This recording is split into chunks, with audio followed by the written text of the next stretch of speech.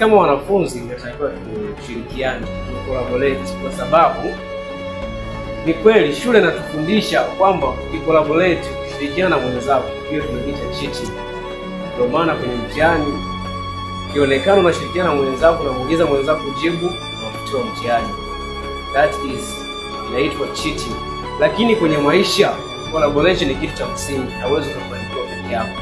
Kwa na wasii wananchi wenzangu, tushirikiane, tupambane, tunaweza tuka build connection, tukashirikiana kwa pamoja ili tufikie ndoto zetu.